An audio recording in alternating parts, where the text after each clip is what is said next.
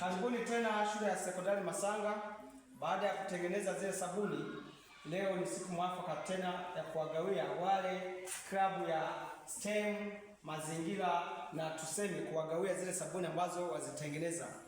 Na hizi sabuni tulisema ni sabuni ambazo tumetengeneza zina tiba ndani yake ambayo inatibu nini? Ngozi. Kwa hiyo leo wanafunzi wa sekondari Masanga na baadhi ya walimu watapata sabuni ambazo zimetengenezwa hapa na kwenda kutumia majumbani kwao na kuwaonyesha wazazi kile ambacho wamejifunza hapa shuleni wanapokuwepo shuleni. Ili kusudi hii ni elimu namna ya kutengeneza sabuni. Ukimaliza shule, ukifika mtaani unaweza kutengeneza sabuni wewe mwenyewe na kujipatia kipato chako katika maisha yako.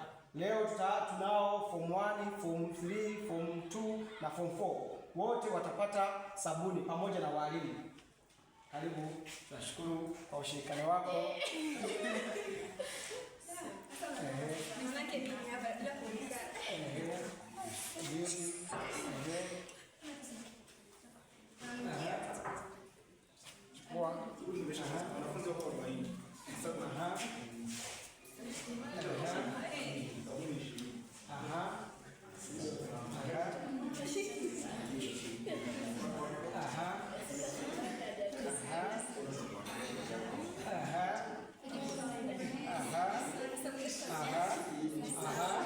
Yeah.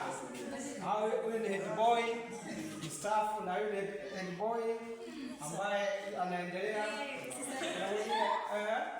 wamesha. Yeah, walimu nao pia watapata kama ifuatavyo. Huyu ni mwalimu na mwalimu mlezi wa STEM, na yeye atapata hapa. Mwalimu mlezi na yeye atapata sabuni. Wote tuonyeshe sabuni tulizozipata. Yeah. Haya ni matunda.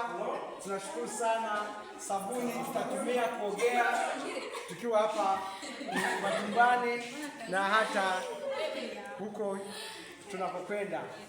Tukiwa shuleni, kuna baadhi wanaishi hapa shuleni kwa sasa hivi watatumia sabuni hii kuogea. Ni sabuni yenye tija ambayo inaondoa fangasi, mapunye, tunusi, upele.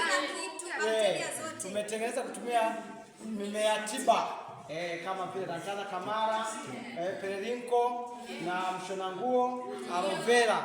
Hizi zote tulichanganya ndani yake. Asanteni sana.